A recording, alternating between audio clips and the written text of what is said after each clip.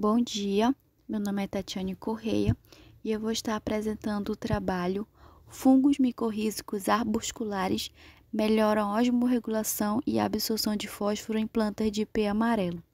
O trabalho foi orientado pelo professor Túlio Silva Lara, com auxílio dos colaboradores Jéssica Santos, Frank Farias, Ludiane Souza e Marcos Santana. As mudanças climáticas provocam um período de estiagem mais longo e mais frequente, o que acaba afetando as florestas tropicais, porque provoca a morte das árvores. E nessas condições, o acúmulo de solutos e nutrientes como fósforo são de extrema importância, porque vão evitar a morte das plantas. A prolina, ela é um osmoprotetor essencial em ambiente de estresse, e o fósforo, ele é muito importante porque ele participa de vários processos metabólicos da planta. O ipê amarelo, Androanthus serratifólio, é uma espécie muito importante. Ela não só é usada no reflorestamento, como possui propriedades farmacológicas e a sua madeira possui um alto valor comercial. Porém, o déficit hídrico afeta negativamente o estabelecimento inicial das plantas. E uma estratégia eficiente e sustentável para enfrentar essa escassez de água é o uso dos fungos micorrízicos arbusculares, que é uma espécie de fungo que faz associação simbiótica com as raízes da planta, onde seus esporos eles vão se associar à raiz da planta e o fungo vai tornar a planta mais tolerante ao ambiente seco. Isso porque as hifas do fungo vão proporcionar à planta uma maior extensão das suas raízes, e essa planta ela vai conseguir absorver mais água e nutrientes.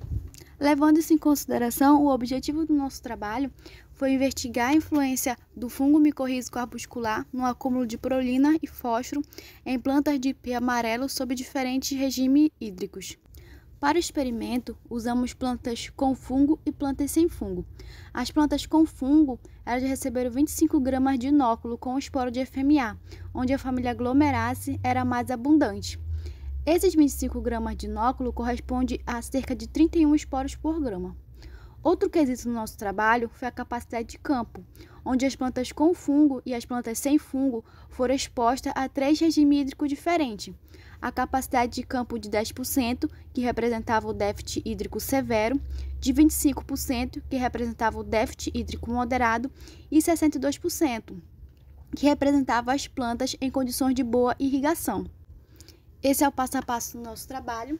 Sempre começamos com a esterilização do solo, porque como a associação micorrízica é uma associação natural entre as plantas, cerca de 80% de todas as plantas têm essa associação, o risco de já ter esporo no solo que a gente usa no nosso trabalho é muito grande. Então, primeiramente, a gente esteriliza esse solo para que não venha a haver ocorrência de outros esporos, a não ser o inóculo que nós vamos colocar ali.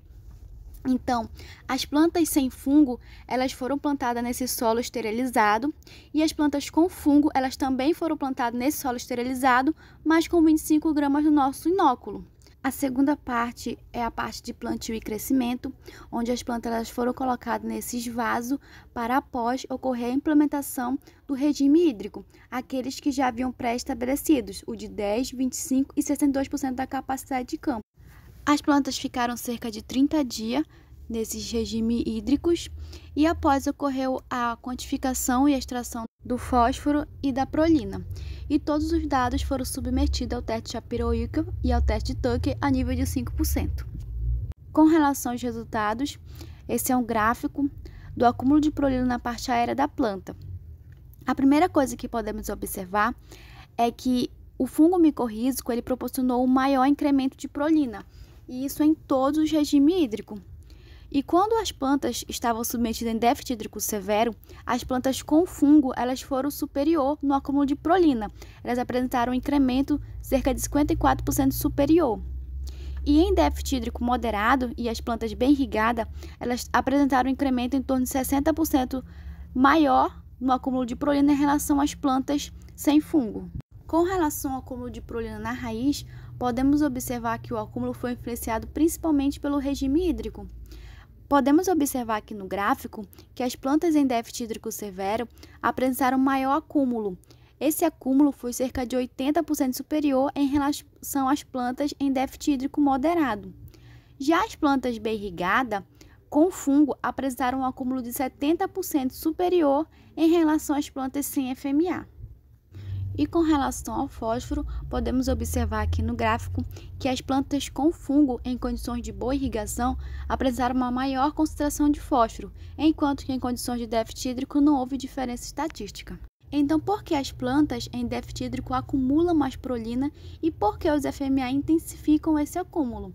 Bom, primeiramente, a prolina é um aminoácido osmoprotetor. O que isso significa? Isso significa que em condições de déficit hídrico, onde a disponibilidade de água é limitada, as plantas naturalmente acumulam prolina como fórmula de passar por esse estresse sem maiores danos. Além disso, a prolina, durante seu catabolismo, ela gera energia equivalente a cerca de 30 moléculas de ATP e gera também moléculas nitrogenadas. E isso é fundamental na recuperação após o estresse. Então, o fato dos FMA auxiliarem no acúmulo de prolina mostra que esse micro-organismo está auxiliando essa planta em déficit hídrico a se tornar mais tolerante pelo maior acúmulo desse osmoprotetor, que é a prolina. Com relação ao fósforo, podemos dizer que ele é um nutriente muito importante para as plantas. Mas por quê? Bom, o fósforo ele é um nutriente que limita o crescimento das plantas e ele participa de vários processos importantes para a formação de ATP. Mas a diminuição da umidade do solo influencia a absorção de fósforo pelas raízes, ou seja, as plantas em déficit hídrico são prejudicadas porque não conseguem absorver fósforo de forma eficiente. Então, os FMA eles também auxiliam na absorção de fósforo em condições de déficit hídrico. E essa maior absorção de fósforo nas plantas com FMA está relacionada à maior área superficial para a absorção fornecida pelas hifas. Então, quando o FMA se associa às raízes, eles vão promover a extensão das hifas. Então, essas raízes elas vão ficar maior. Então, elas vão poder penetrar o solo em locais mais profundos, podendo dessa forma absorver mais nutrientes como o fósforo e mais água.